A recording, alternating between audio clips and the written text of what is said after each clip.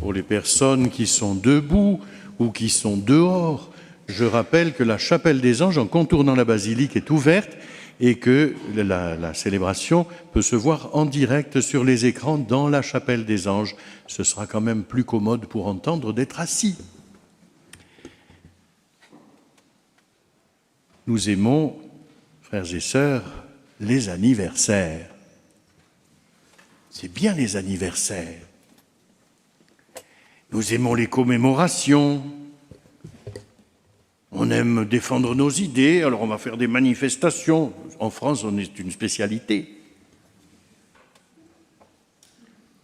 Mais en ce jour, nous ne célébrons pas un anniversaire, l'anniversaire de la Passion de Jésus. Ce n'est pas une commémoration, il n'y a pas de gerbe, il n'y a pas le discours de Monsieur le maire. Ne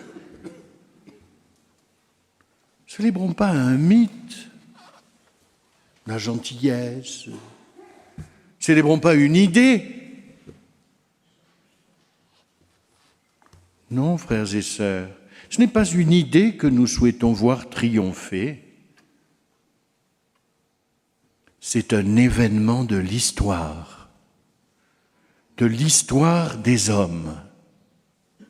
Ce n'est pas un rêve, ce n'est pas une légende, ce n'est pas un joli poème édifiant.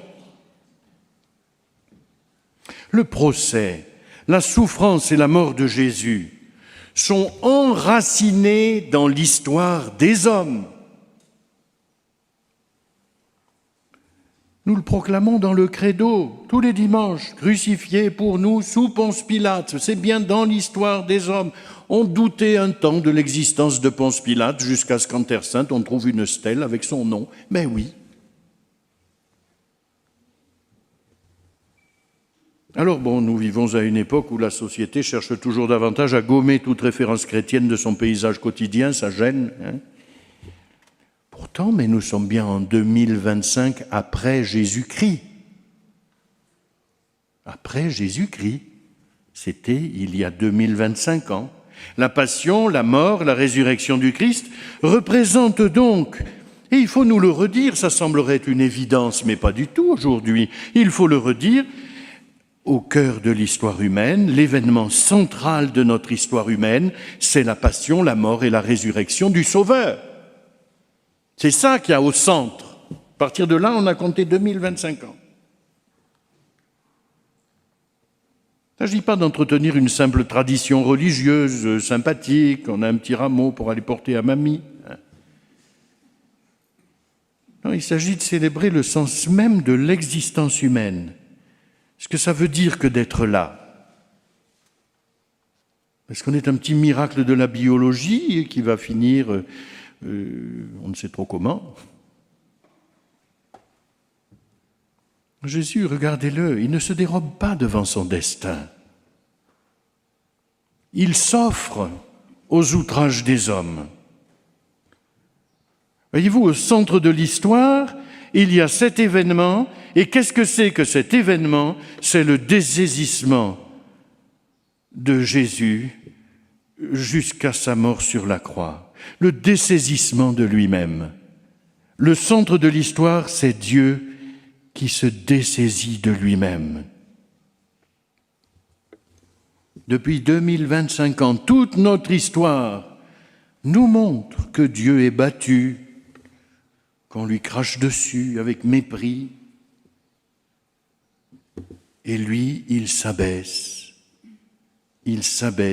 sans cesse jusqu'au plus bas pour prendre sur lui toute l'horreur du mal qui habite le cœur des hommes.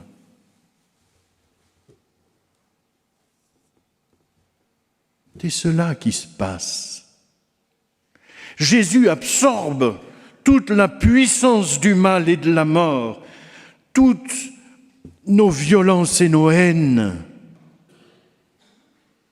Il les absorbe dans son amour, se dessaisissant de lui-même jusqu'au bout.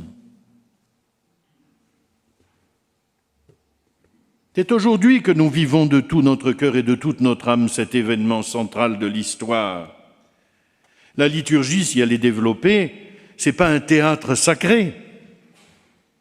Elle nous fait vivre aujourd'hui l'éternel mystère d'un Dieu qui se donne jusqu'à l'anéantissement. C'est ça le Dieu des chrétiens. C'est ça le centre de l'histoire, l'abîme insondable de l'amour que Dieu porte à l'homme. Au centre de l'histoire, c'est ça, cet abîme insondable d'amour. Tout est là. J'aime la devise des pères chartreux. Eh oui, ils font de la chartreuse, mais ils ne font pas que ça, les chartreux. Leur devise, que vous connaissez tous, c'est « Stat crux dum volvitur orbis ». C'est-à-dire que le monde s'agite et que la croix demeure, solidement, plantée dans la terre des hommes, au centre de tous les mouvements de l'histoire. On peut s'agiter, et il y en a des révolutions, des régimes qui tombent, des têtes qu'on coupe, que sais-je. La croix demeure comme le sens ultime de toutes nos existences. Le don de sa vie par amour est plus fort que la mort la plus dégradante. Et oui, c'est ce que notre culture aujourd'hui ignore et veut ignorer, et fait tout pour l'ignorer d'ailleurs. Une vie jusqu'au bout du don de soi, vécue avec le Christ dans l'offrande de lui-même, contribue au salut de toute l'humanité. L'amour est plus fort que la mort, si horrible soit-elle. Vécu avec le Christ, ce don total mène à la vie nouvelle de ressusciter. Il s'agit bien de mourir à quelque chose pour naître à une vie nouvelle. C'est ça qui se passe au centre de l'histoire. Il y a avant Jésus-Christ et après Jésus-Christ.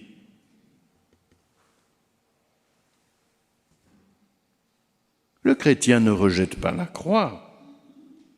Il ne la cache pas. J'avais une amie infirmière qui me disait, vous savez, dans une chambre à 2 ou 3 lits, quand il y a un des malades en train de mourir, on met un paravent, comme ça, le mort, il meurt bien tout seul dans son coin, bien caché, là. Il ne faut pas qu'on le voie. Le chrétien, il ne cache pas la croix.